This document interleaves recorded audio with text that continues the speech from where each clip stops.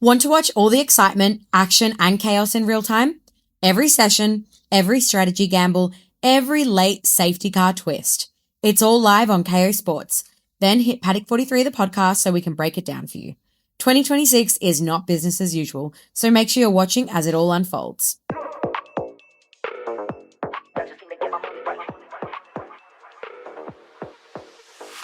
I'm Elle. And I'm Pat, and we are Paddock 43. And this is your F1 fix. We're back, baby. We're back. I'm just going to fall asleep. It is officially back. F1 is back. We're off the back of AusGP weekend. Thank God it's a public holiday today. We are tired, but also excited. I love that you enjoyed your public holiday. That's nice. I didn't. I was exhausted. Yeah, you said thank God it's a public holiday. I had to work all day. Way to rub it in. Yeah. I too am absolutely wrecked, but I've been in the principal pop-up store because it closes tomorrow. So If you want to get, well, by the time this comes out, it'll be gone. So It'll be gone. But it's been amazing, and there were so many people that came in today. I was trying to watch the race again. And I was like, this isn't going to happen. This is not. No, I definitely needed to not happening. concentrate with everyone. Definitely. Did you make lots of sales today? We did. Lots of sales, lots of conversations. A lot of devastated Oscar Piastri fans came through the doors.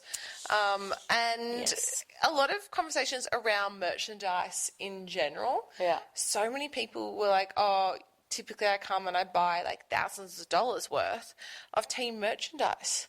Right. And they were choosing principal instead of team merch. No, they were going both ways, but they were all saying that they feel like they have to buy it during the race week. And Team merch. And then never wear it again. Oh. Do they not wear it to the other races or anything? Well, most people only go to one race a year. I guess there is a big group of people, like I'll buy a soccer jersey and then I'll just have it forever, regardless if that player plays at the team or not. Yeah. And then I'm like, well, I've got my Barcelona jersey. But it's just interesting to see, like, you know, having those conversations about how people feel about merchandise and, like, the team merchandise as well and what they do with it. And they were just like, yeah, we just don't wear it again. But you feel pressure to buy it. And I was like, I mean, I know teams, no matter what sport you're in, you have to make money. And merchandise is obviously a great revenue builder. Especially when you think about, you try buy a hat at the AusGP and it costs like, what, $120? I think they're $150. Like, every year the price goes up and it's up. kind of, I almost feel bad. Yeah. It's kind of rooting the customers, fans. I was just like, yeah, it's actually not very nice. Yeah, but I think people, if they want to buy it, they'll buy it. And if they don't want to buy it, they won't buy it. Like, I'm not going to pay $150 for a hat. No, I have before, but I'm not going to do it again. No. The only hat that I would do that for is the blue I was going to say, was it the blue Ferrari? Yeah, I'd do that for it. I think that one, though, was like $2,000. Yeah, that's crazy. So it's a little bit different. That's crazy. And I really want a Pirelli hat. It's on my bucket list for the next I always year. look at them, but they're plastic clasps on the back, and I know exactly where they're manufactured. Well, we need to find.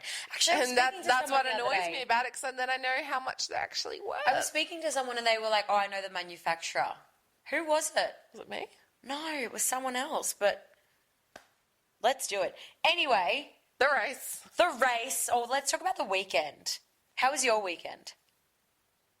God, I was going to say, do you want to do the whole weekend or the race? The whole week. Because we're on a short time frame. I think we need to quickly just touch on the weekend and we need to touch on quali.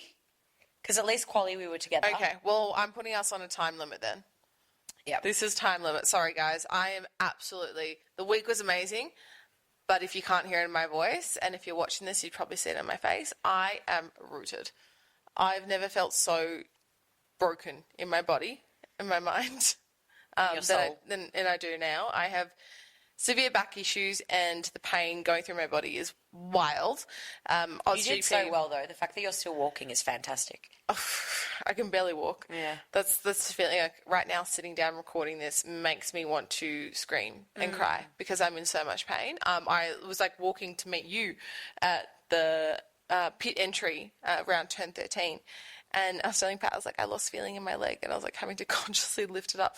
But how lucky were we with the weather as well? So lucky. 25 degrees and sunny. Yeah, it was. I mean, First world problem. It kind of it was a little bit annoying sometimes because I had so many like jean options, and there was the amount of times we were so hot, and obviously we wore our race suits. The plan was to wear them on the Thursday because that's usually our, you know, we've said this, our run around day. Our content day. Of course, the day we're wearing our boiling fireproof.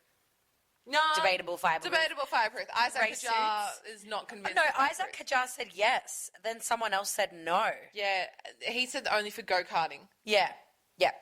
But that was the hottest day. I think towards the end, I've like thrown mine on the floor. I need to go wash it because it's disgusting. I don't know where mine is actually. Now that you mention that. Yeah, it just needs to go for a wash. But yes, we were very lucky. Granted, I always think that a little rain always creates some fun and some chaos. I almost didn't want rain for the weekend because I wanted to see what these new cars were going to be like. Yeah, good call. With an even playing field in terms of there were no weather distractions. It wasn't too hot. It wasn't windy. It wasn't wet. It wasn't cold. Yeah. It was just everything was neutral. And I wanted to see how the cars would perform. Yeah. Like I remember when practice started, I was so excited. Oh my gosh. Because I just was like, I can't wait to see these go past. And I think the thing that we kept talking about the most was the noise. And the night before you had gone to a talk with Airwallex where it was a fireside chat. There was one with Bernie Collins and then Lando Norris, and Bernie Collins had a few interesting things to say about the noise of the new cars. She did. Like I did mention, she is incredible. I was also very frustrated because there were all these people just like talking, and I was like, this is so rude. Clearly you could see who the F1 fans were because they were like, Bernie Collins. It's like, yeah, like full clapping, and no one else was clapping. I was like, well, they clearly don't know who this is. Bernie, if you're listening, I love you. I would love to, we would love to have you on the pod one day. That'd be amazing. But yeah, can you tell us about the yes, car noises? Because you posted it on TikTok and a lot of people had things to say about it. Yeah. Well, it was very interesting because she said that something that they noted at Bahrain testing was that the Audi is the only car that sounds different. So she said that they were sitting and listening and shutting their eyes and they could pick the Audi when it came past, which I thought was really interesting. And then a lot of people were like, do you know why? I don't know why. I can't tell you why. Maybe if Bernie, if we get her on, if she'll I'd love to she'll find tell out why. us. So Yeah. apparently the Cadillac car is very similar. Yeah. I mean, to my ears, it's the cars this year, if you haven't heard them yet, they sound a bit more quieter. But I think what it is in the past, like say you're standing on the track watching, you would hear them coming and going for a little bit longer. Now I feel like the noise of these new hybrid power units, it's quicker. And it's more that noise barrier is when it's in front of you and then it goes. Yeah. So that's what I noticed, but then I didn't notice. But that's also I think as well, I'm not like trained to hear. But I think as well, it would have been easier at Bahrain testing because there's not crowds, like there's not people talking. If we sat in like a quieter spot of the track, which I don't even know where it would be quiet, and you were just purely focusing on that, then you'd probably pick it up a bit more.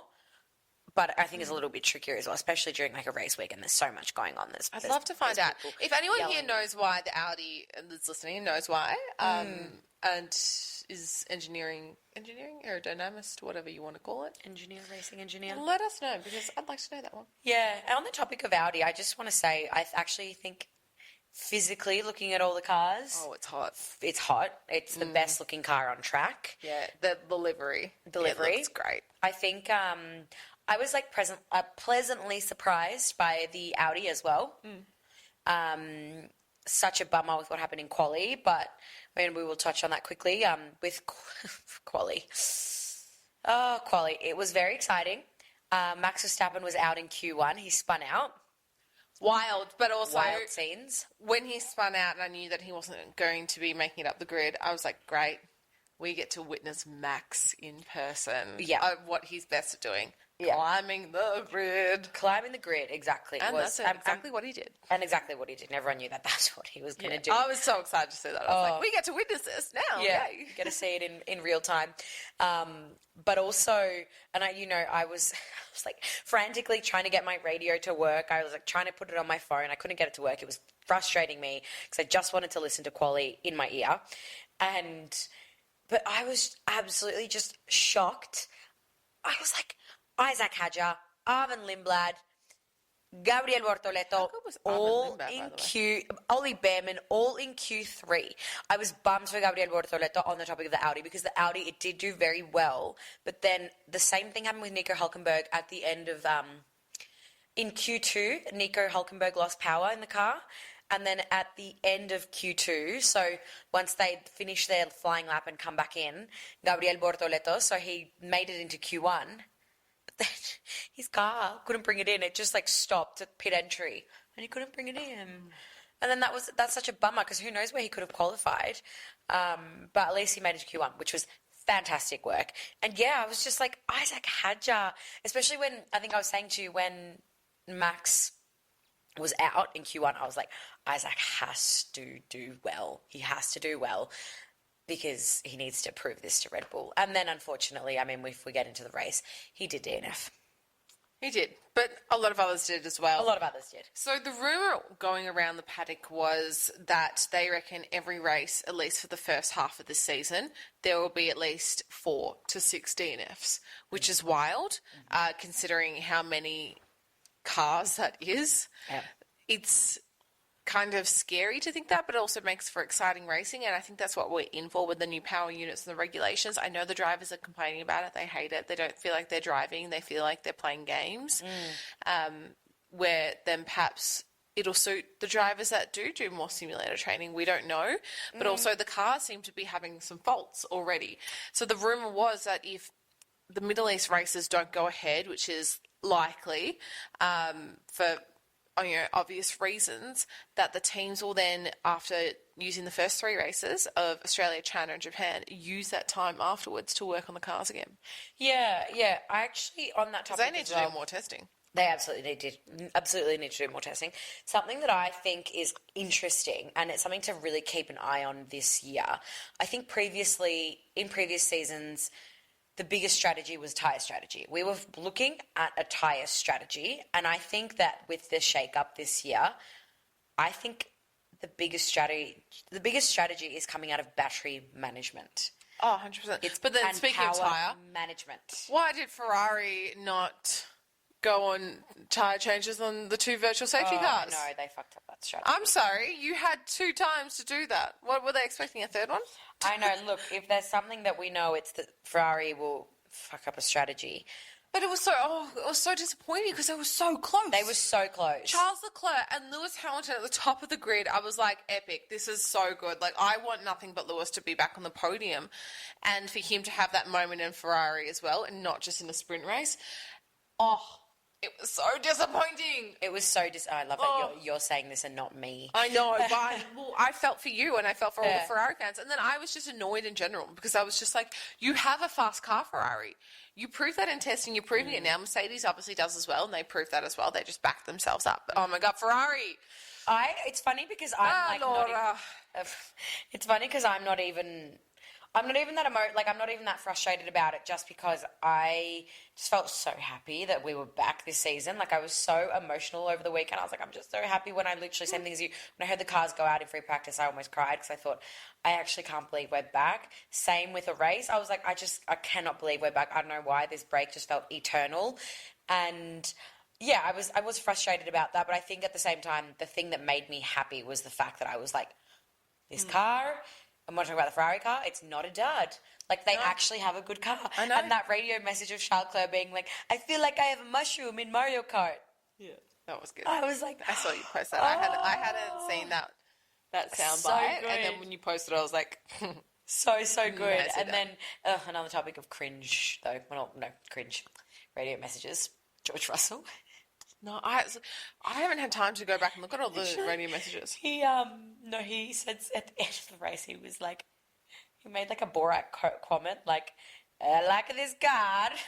They were like, what are you saying, George? Oh, Honey Baby, no. I mean, Honey look, Baby, no. It is exciting, though. I mean, I did call it Mercedes on. I actually said I did call it Mercedes and Ferrari podium. You did. I was thinking that. I was like, Pat called this. She got her predictions like very spot on. I think you said a Mercedes sandwich with Charles Leclerc in the middle. Yeah. So close enough. So we just split Kimi and Charles. But yeah, maybe if they didn't stuff up the strategy, then maybe they would have. Charles could have been second or third. Or it could have won. Yeah, and we could have won. And obviously we need to talk about what happened at the beginning. Not even at the beginning of the race. Formation lap. Not even the formation lap. Uh, Everyone, okay. it was the formation lap. I wasn't with you, right? No, it was the formation lap. I was in the lounge, which is like the entry to the paddock when that happened. And someone goes, "Oh, Oscar's out." And I was doing some work, so I didn't quite realise like what time it was because we're sort of a little bit delayed in our schedule. And I was like, "Oh, what, is Oscar out here? Like, that's weird. Like, why is he coming into the lounge right now?" That's what I thought people were saying. And then people were like, "No, oh, no, don't worry. It's from last year." That's what everyone thought. And so then I looked up at the TV and everyone rushed to the balcony to look up at this giant TV. It was like a mass swarm. Like, I swear to God, if that was a boat, it would have just like tipped over because of how quickly everyone moved to this one side. I couldn't believe it. That he just locked up when he was down, was shifting up or shifting down, whatever it was shifting gears. And to have that spin out, It was like 40 minutes before the race, and everyone was saying the same thing because we were all kind of like watching the TV, and they were showing all this old footage, different footage of different AusGPs, and then suddenly we saw Oscar, and it was like, wait. Is that real? No, it's old. Well, No, everyone had a delayed feedback about it, so I actually rewatched that part this afternoon, and on the Sky Sports broadcast, which was on KO, they were even delayed. They had the thing on Oscar, but they were like, "Whoa, wait, is that real?" Yeah. Like, even they got confused because obviously there was overlay of old footage anyway, so no one knew what was going on until it was very weird. And, oh, my God, I just felt for him so hard. I felt for everyone. Like I said before, I spoke to heaps of people that came into the store today. Half of those people were in the Oscar Piastri grandstand, and they all said that the mood just drastically changed. Yeah. And, like, apparently people took off their Oscar Piastri shirts and put their other clothes back on. Oh, that's so sad. That's so sad. I'm just like, what is this? Oh, like, we need a priest. We need a priest. We need sage. Maybe, like, we should go for a run around the track next year and, like, sage the track. Actually, can I, like, honestly, AusGP, can you please hire a priest? Or, like... Get an Etsy witch. Yeah, something. Like, some sort of something. Because that's not cool. I liked their social media. It was like, they're retiring. Yeah. All of AusGP is retiring. The AusGP admin just were, very funny on that one. I was like, oh. I mean, the race, that was devastating. I was really hoping Oscar was in a great position to start with, so that could have been a very excellent race for him. We don't, we could talk about what if all day. Blue in the face. It is a bummer as well because I would have liked to have seen, I mean, obviously Lando was out, but I would like to have seen, like, Oscar in the McLaren and, like, the McLaren, the battle between, like, the McLaren, the Mercedes and the Ferrari, like, where exactly they sat, because I'm still not, I know that he obviously did quite well in FP2, and, he qualified fifth. Time. But I still don't, like, I knew from the get-go that Mercedes was going to do well. I knew throughout pre-season testing, I was like, hold on, I think that Ferrari is going to do well. I'm still not quite sure where McLaren sits in the mix. No, and I had heard a rumour that even before Formation Lap went out, there was something wrong with Oscar's car potentially, and that they were testing something. Then if you listen back onto Lando's radio when Oscar crashed, he goes, did he hit something? So he says something, or did the car just break down? So they obviously knew something was wrong with the car, and I think there is going to be these issues with the cars. Yeah. They're just going to break. At the end of the day, 47% of it is electric power unit going at very high speeds. Yes, and like... That's going to be interesting. But that's what's going to make this season exciting. Exactly, and like kind of what I touched on before about the batteries is the whole thing as well is this isn't just to drive the car and that's it. The battery recharges the car.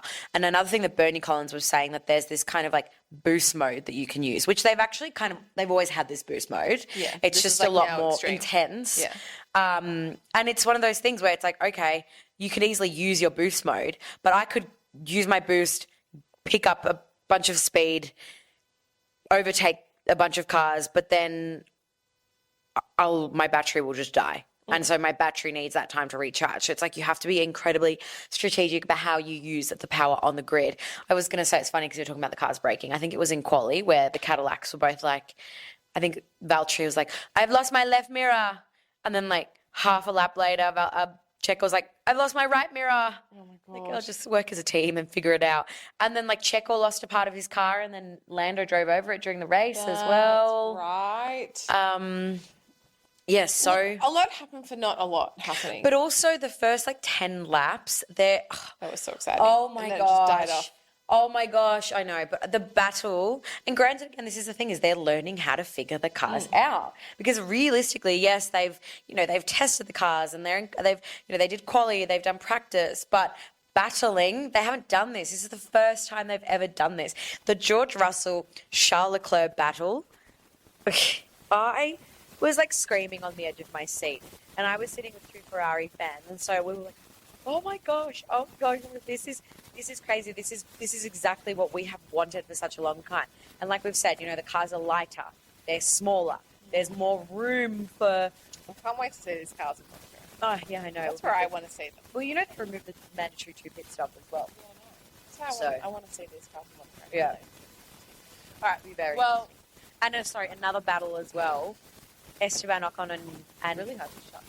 Esteban Ocon and Pierre Gasly, like they were battling, and I'm like, oh, of course they bloody battle, they bloody hate each other.